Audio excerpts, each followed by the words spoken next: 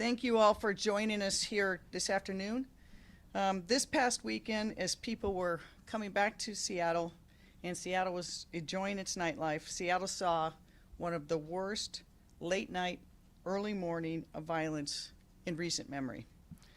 Over the weekend, we had several separate and unrelated incidents that erupted into gunfire that killed 5 people and injured 9 people.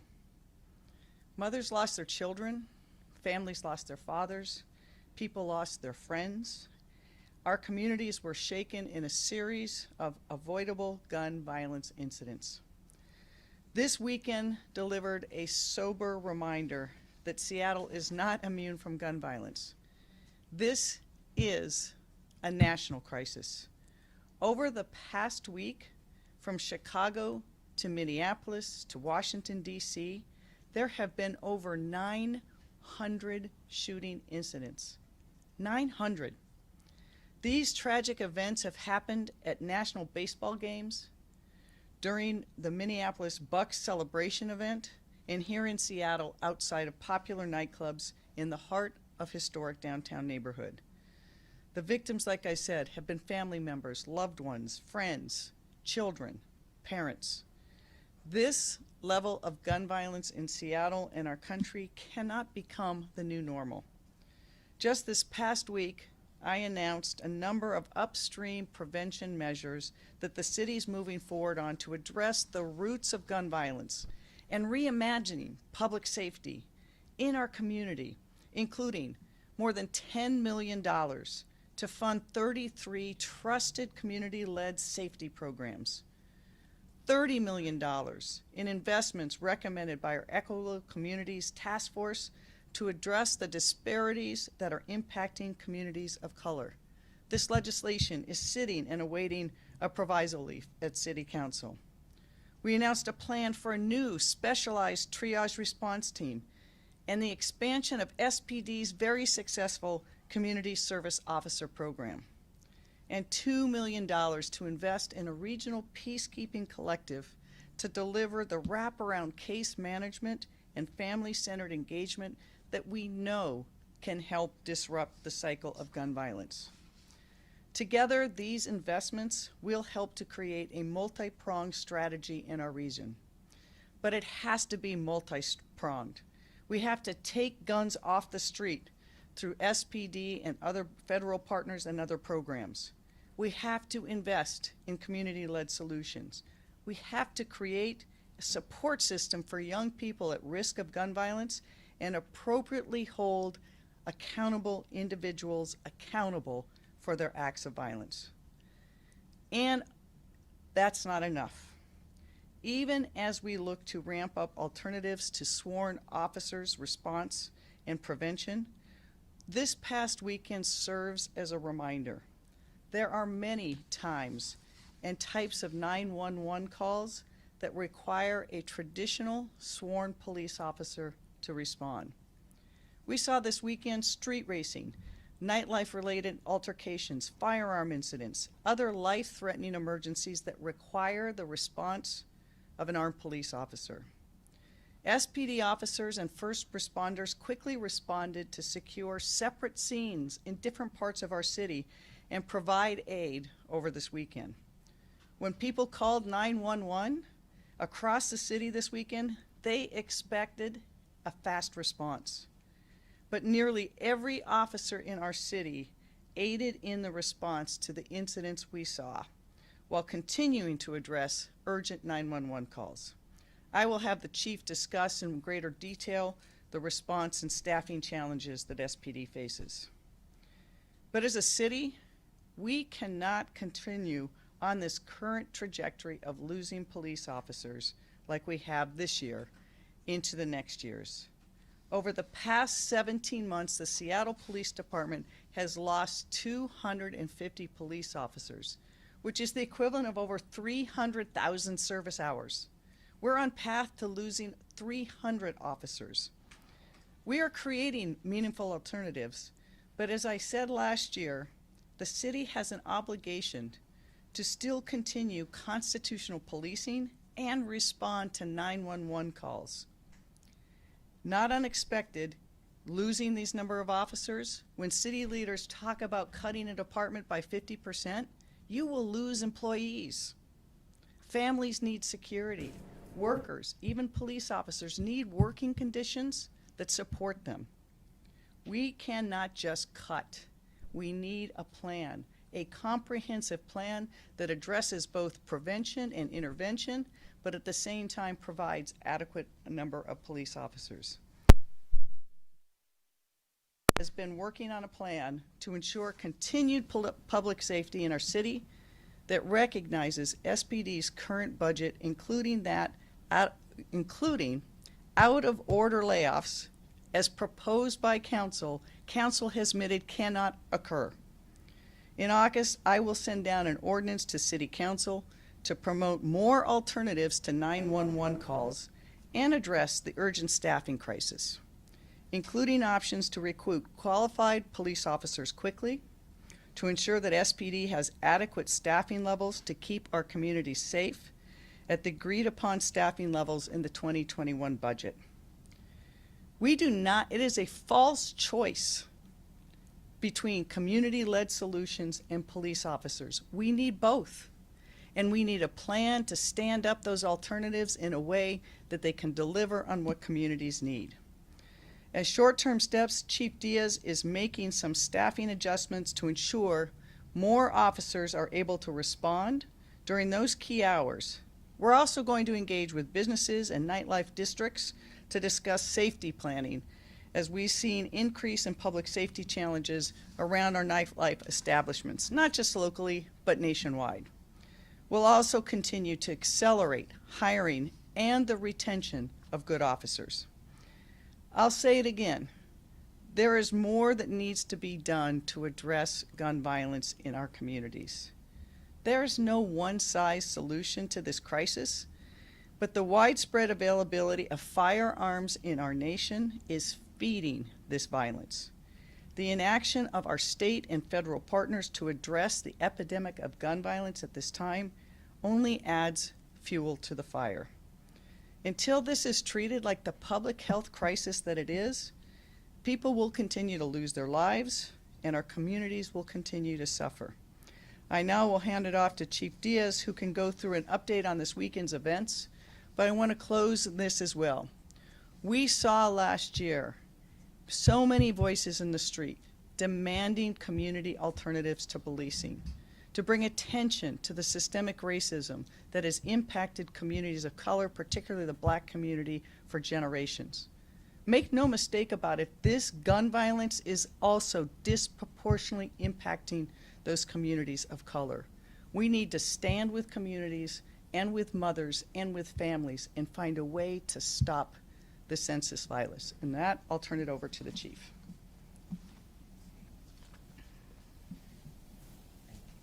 Thank you, Mayor.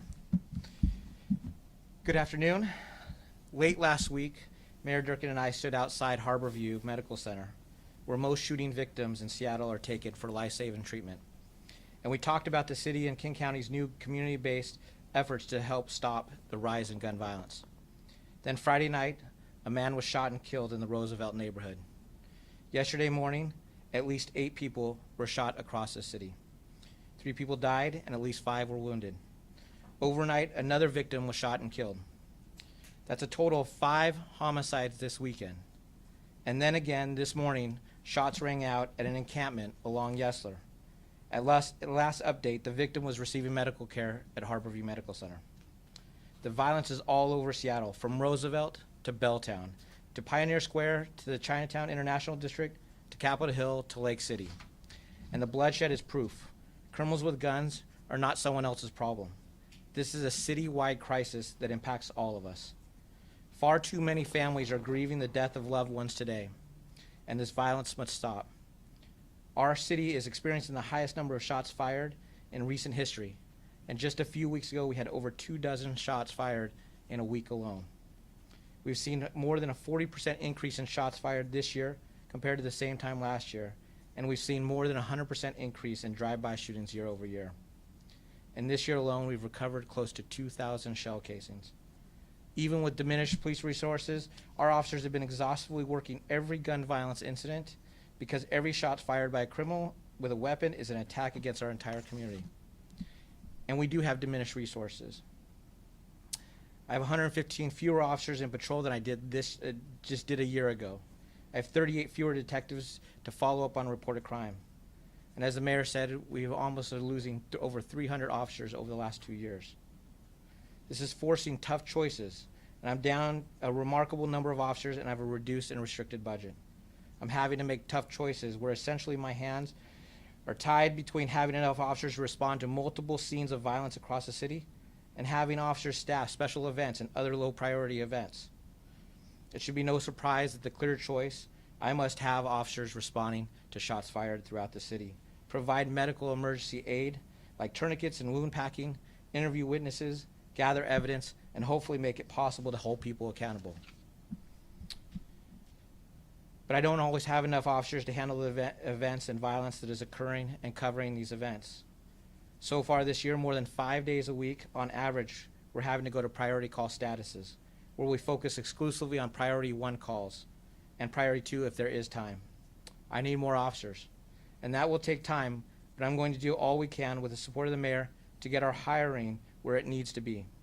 We're seeking good response rates to our hiring tests, but there also requires making it clear to officers, current and prospective, that we will have their support, or that they will have our support, financially and otherwise, to do this job well, and know it will not be laid off because of budget cuts. Until those officers are brought on, we're going to need to bridge a gap on technology, and we have proposed a slew of projects that have shown effectiveness in other cities to help, but we also need partners.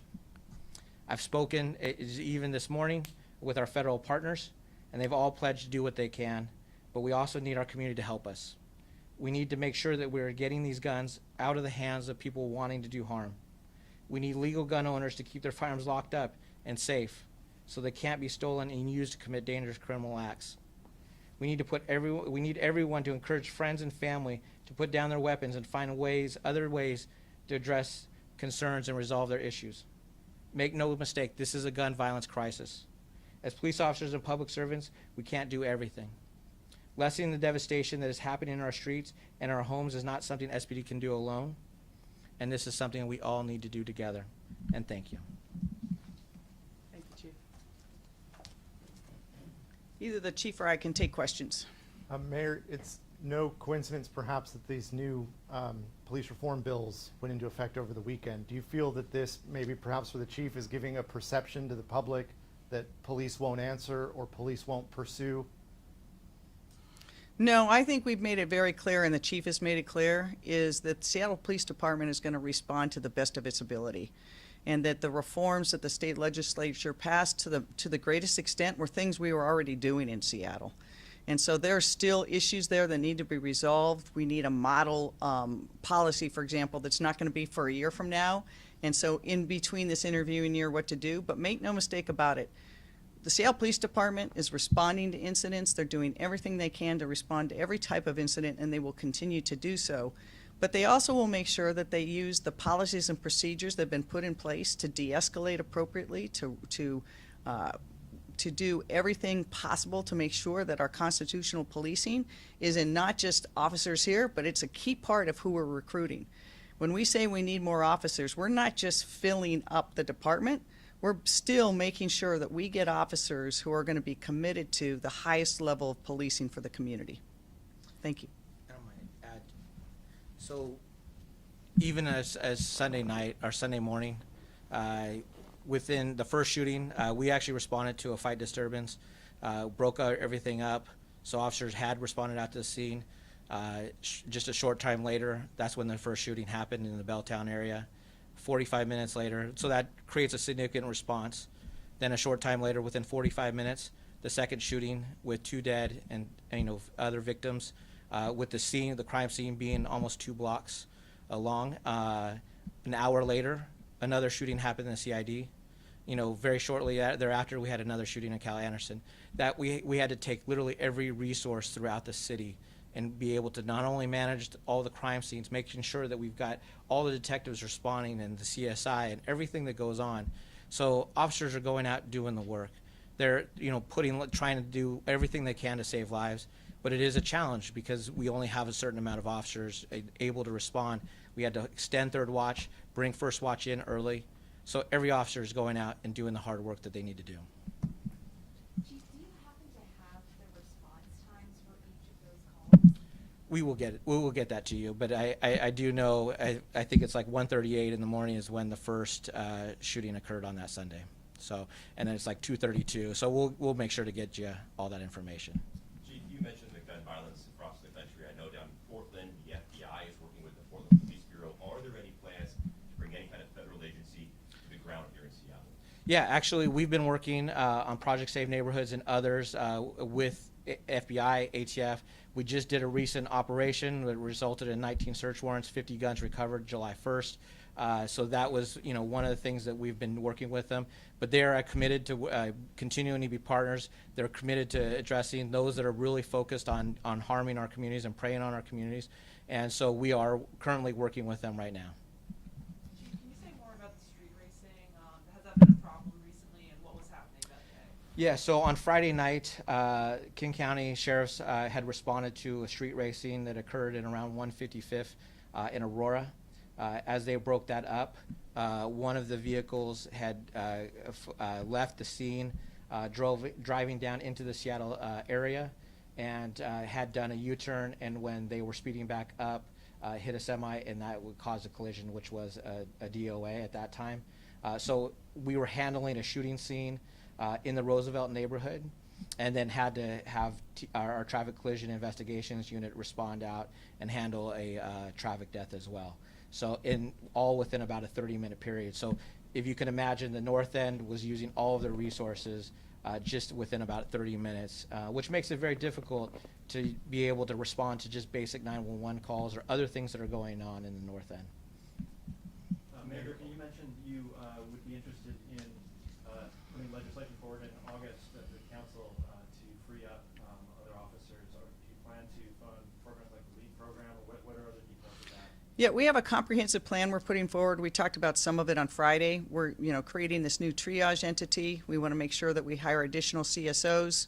We're looking to also pay things like because more officers left, the amount of severance pay is higher than we expected. So there's some that are administrative, but we're trying to create programs in this space that actually can be responsive to community emergencies. In the RFP that we put out for $10 million, we got some great proposals back, and we will be funding some really important community-based initiatives, but none of them replace response to 911. Even they said that. And so when a person from Seattle calls 911 when they're a business or resident and they need a response, we have to have a response ready. We're hoping to build up those responses that aren't police officers to those kinds of calls where you don't need a police officer. But there are calls where you need a police officer to respond. Mayor, you mentioned some of this money going to these community programs to ideally prevent gun violence. I've heard from some folks that say that money, it takes a while to produce results, real results.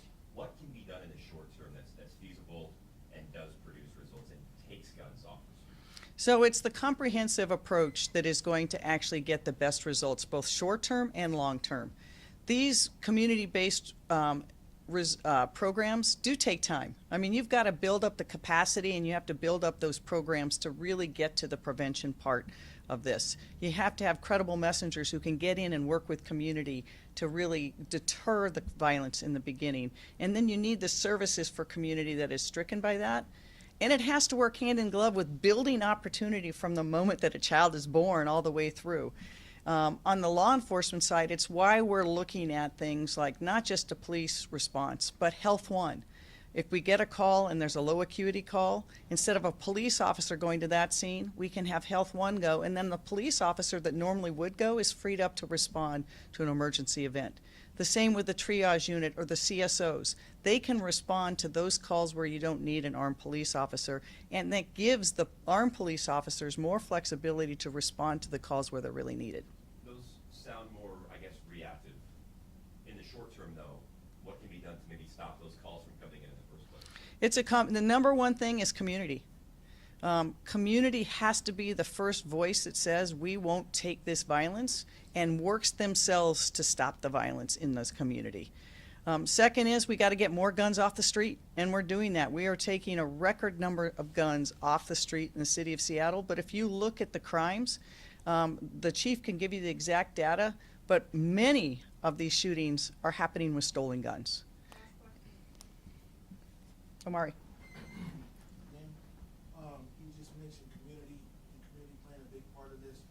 The community is represented by the council members that are elected in office. How close is the city council, maybe working with your office or with Chief Diaz to, around messaging on this issue here of gun violence?